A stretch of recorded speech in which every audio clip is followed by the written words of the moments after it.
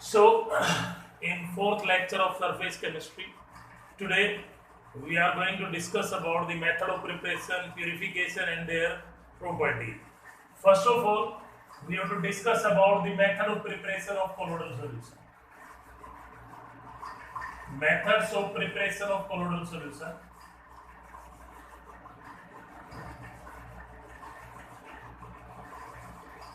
Yesterday, we have discussed on basis of forces of attraction between dispersion phase and dispersion medium. The colloidal solutions are of two types.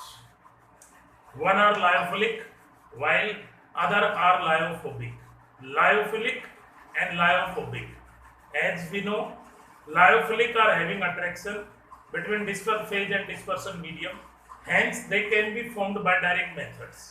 Lyophilic colloidal solution can be prepared by direct methods, but for lyophobic colloidal solution, we have to use certain indirect methods for their preparation. And the indirect method of preparation of lyophobic colloidal solution, they can be of two types depending on size of the particle from which the colloidal solution is prepared.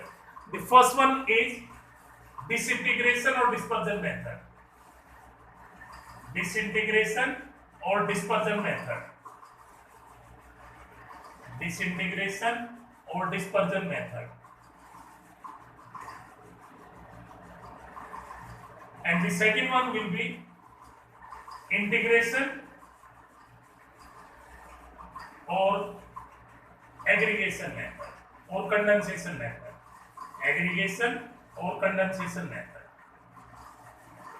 As from the name disintegration or dispersion, we are getting here we have to convert a larger size particle into smaller size particle, or we can say that we have to prepare the colloidal solution from the suspension.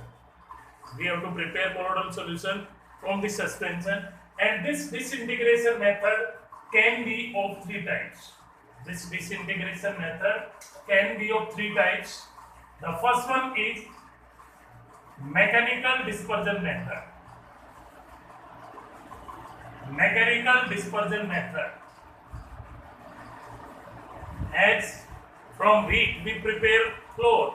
Same way, in this method, the suspension particle are crushed between the metallic disc of a colloidal meal.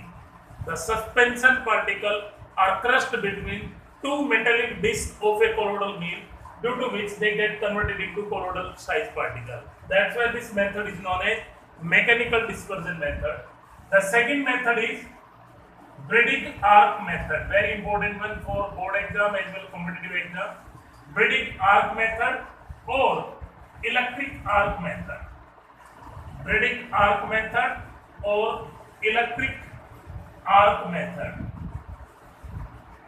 Bredig arc method or electric arc method. Question may be there. Write note on Bredig arc method or electric arc method.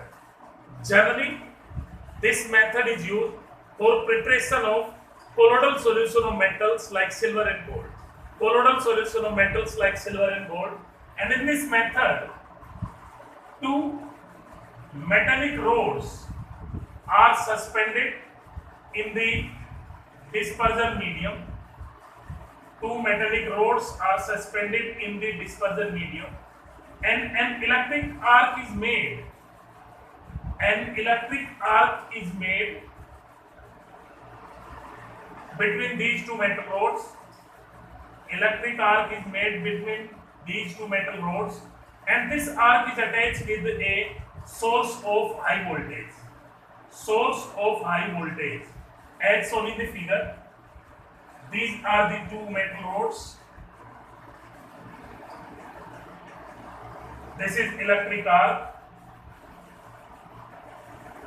and in a beaker the dispersion medium is taken and whole process taken in a ice bath. And due to heating effect of current, when current is passed through the electric arc, due to heating effect of current, the metal get converted into vapors, and those vapors get condensed due to presence of ice bath to get dissolved in the dispersion medium to give the colloidal solution. Once again I am explaining the working. When electric current is passed, due to heating effect of current, the metal get converted into vapors, and those vapors get condensed due to presence of ice bar to get dissolved in dispersion medium to produce the colloidal solution. That's why this method is known as Bredig arc method or electric arc method. And the next method, very important one, generally asked in your competitive exam as well as board exam, and that method is known as peptidation. That method is known as peptidation. Questions may be there in exam. What do you mean by peptidation? What do you mean by peptidation? Peptidation means conversion of freshly prepared precipitate into colloidal solution. Conversion of freshly prepared precipitate into colloidal solution by adding an electrolyte having same charge. By adding an electrolyte having same charge, that is known as peptidation. Example is when ferric chloride is added to the precipitate of ferric hydroxide.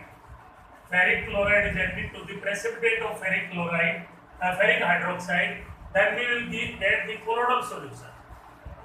We will get the colloidal solution due to peptidation. Same way, when HCl is added to the precipitate of aluminum hydroxide, HCl is added to the precipitate of aluminum hydroxide, then we will get the colloidal solution due to peptidation. These two questions has been asked in your competitive exam as well as board exam. What does happen when FeCl3 is added to the precipitate of ferric hydroxide? Then our answer will be, we will get a colloidal solution due to peptidation. Same way question may be there, what will happen when HCl is added to the precipitate of aluminum hydroxide? Then answer will be, we will get the colloidal solution due to peptidation. Now we have to discuss about the integration method or condensation method or aggregation method. These can be further of two types. Integration or dispersion method can be of two types. The first one are physical methods. Physical method, and the second one is chemical methods. Aggregation can be done by two ways. The first one is physical method and the second one is chemical method. Now, get here. In physical method, we can convert a true solution in colloidal solution. First way, by excessive cooling.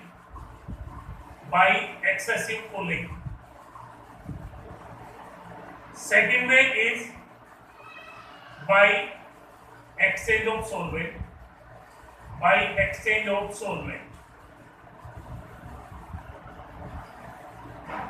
And third way is ultrasonic method. Very important one for objectives.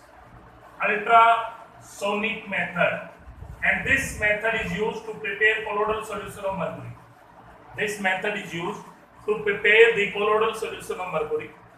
In this method, a light or wavelength having frequency greater than audible range is passed through the true solution, due to which we will get the colloidal solution.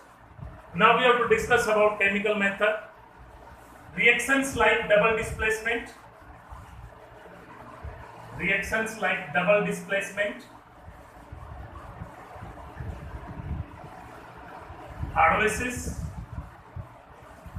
hydrolysis,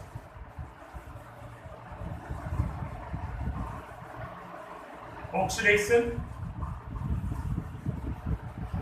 and reduction are used to prepare the colloidal solution.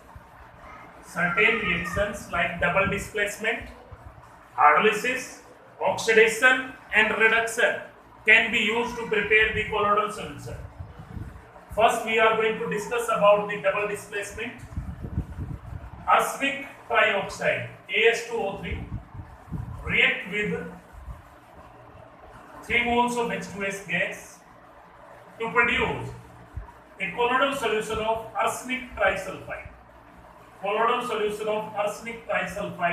Plus 3H2. And this reaction is an example of double displacement. Next one is hydrolysis. When ferric chloride reacts with water, then we will get the colloidal solution of ferric hydroxide.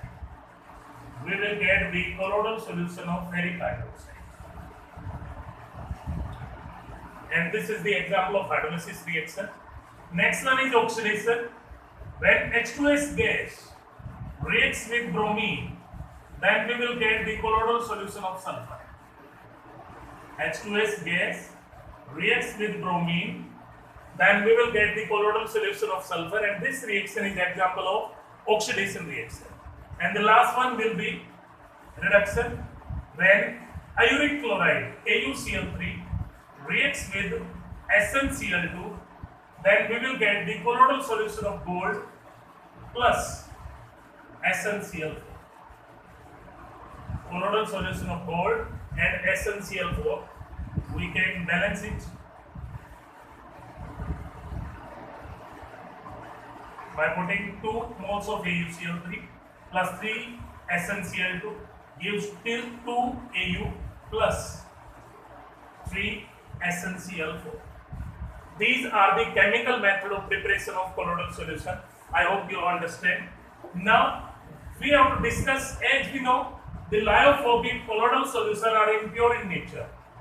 Lyophobic colloidal solutions are impure in nature. First of all, we have to purify them. How can we purify? What are the techniques of their purification? Generally, following methods are used for their purification. The first one is dialysis. Very important one. The first method is dialysis. Second one is ultrafiltration. Second method is ultrafiltration method. And third one is ultracentrifugation.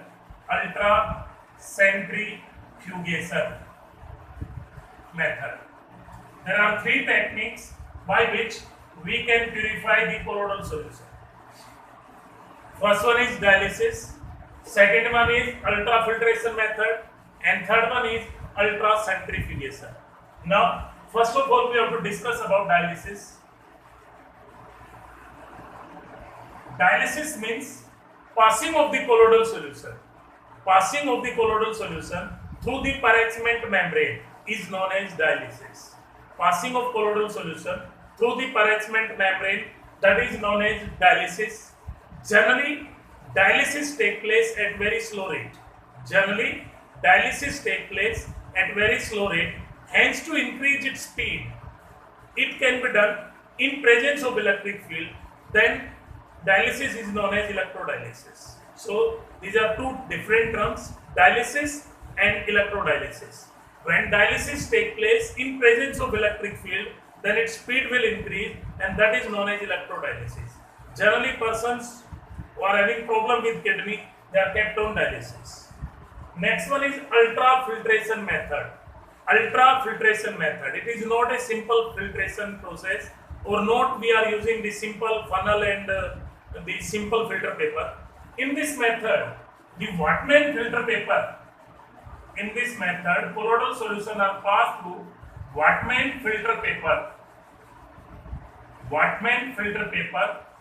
in a Buchner funnel.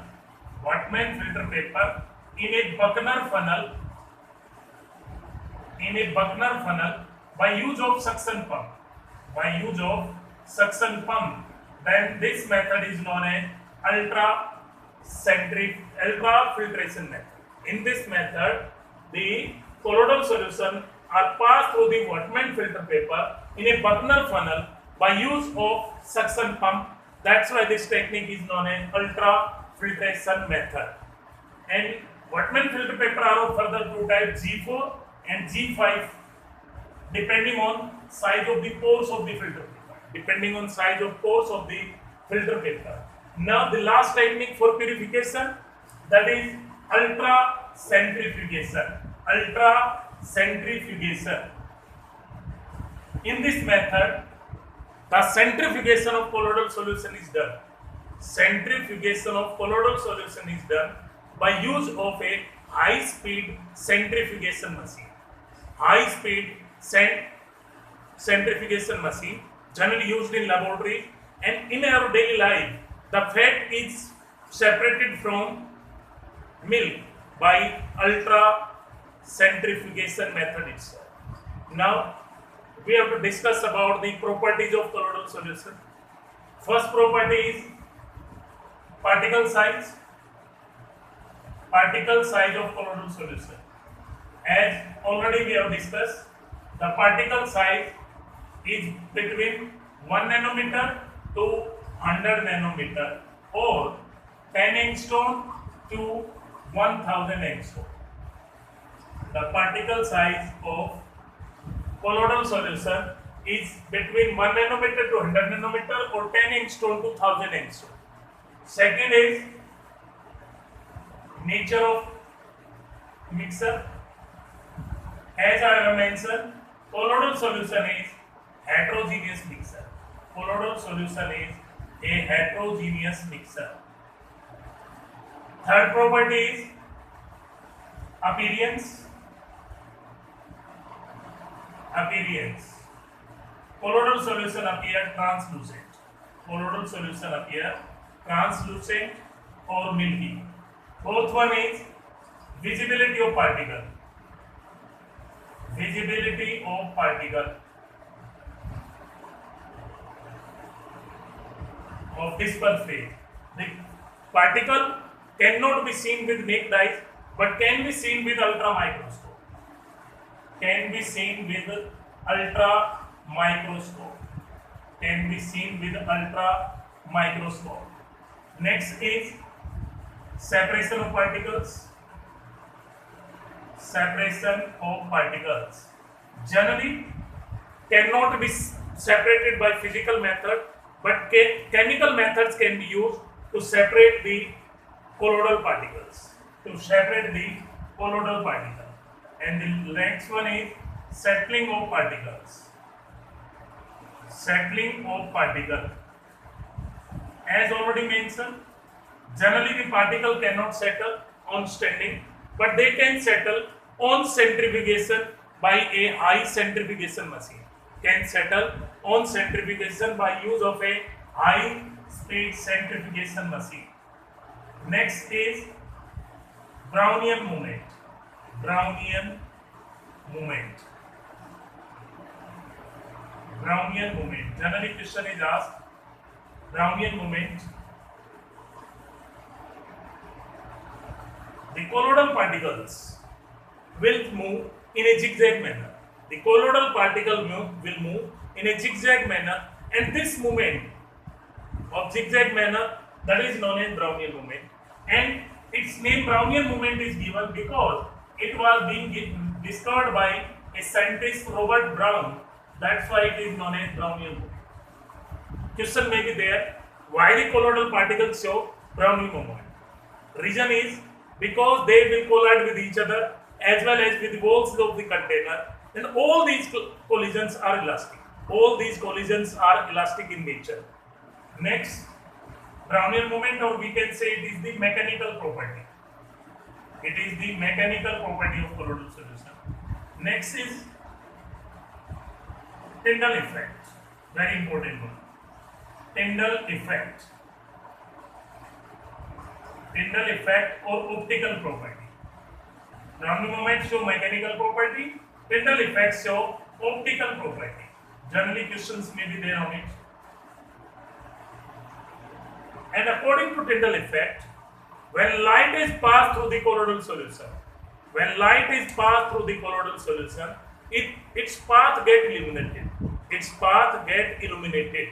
And this illumination of path of light, when passed through the colloidal solution, that is known as Tyndall effect. The illumination of path of light, when it is passed through the colloidal solution, that is known as Tyndall effect, and it will take place due to scattering of light by the colloidal particle. It will take place due to scattering of light by colloidal particle. There are generally two physical phenomena which can be explained on basis of Tyndall effect. The first one is the sky appears blue instead of white. Sky appears blue instead of white. Why? Reason is due to Tyndall effect or scattering of light by the dust particle in sky. Scattering of light by this dust particle in sky. That's why the sky appears blue instead of white. And the second is the Tyndall cone, the tail of the comet. Tyndall cone or tail of comet can also be explained by scattering of light or Tyndall effect. Generally, questions may be there. Why the comet has a tail? Actually, that tail is not present, but that appears due to Tyndall effect. That's why that is known as Tyndall cone. Now, we have to discuss about the next property, and that property is presence of charge on colloidal particles. Presence of charge on colloidal particle, or electric properties we can say. Presence of charge on colloidal particles. Presence of charge on the colloidal particles. Question may be there in board exam. How can you prove that the colloidal solution have charge on them? Colloidal solution have charge on them. We can explain these on basis of following three properties. First one is electrophorese. Electrophorese. Questions may be there generally. Second one is electroosmosis. Electroosmosis. And third one is coagulation. Third one is coagulation. We can prove that the colloidal solution have charged particle in them on basis of these three properties. These three are the electric properties of colloidal solution. First one is electrophoresis. Second one is electroosmosis. Third one is coagulation. Today I am going to explain only one. Rest we will discuss tomorrow. Electrophoresis, as name is suggesting, electrophoresis, that is also known as cataphoresis. Electrophoresis or cataphoresis. It means movement of charged particles. Movement of charged particle under the influence of electric field is known as electrophoresis or cataphoresis. Movement of charged particle under the influence of electric field is known as electrophoresis or cataphoresis. As we know, the opposite charges attract each other. So the positively charged particle will move towards the negative plate, while the negatively charged particle will move towards the positive plate, and that movement of charge is known as electrophoresis or cataphoresis. Now, next topic related with electrophoresis is Jueter-ion structure of alpha amino acid. Jueter-ion structure of alpha amino acid. Very important one for board as well as competitive exam. Jueter-ion structure. Jueter-ion structure is formed by replacing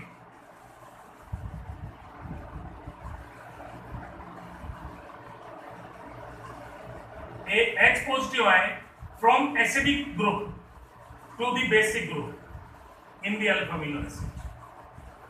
Jueter-ion structure is formed by replacing or migration of H positive from carboxylic acid to amino group, due to which we will get a charged species in which NH3 has positive charge while COO has negative charge. And this structure is known as Jueter-ion structure. This structure is known as Jueter-ion structure.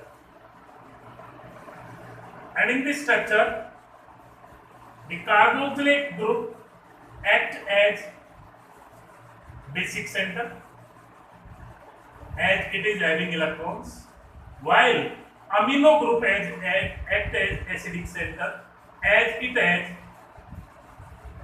H positive. This structure is known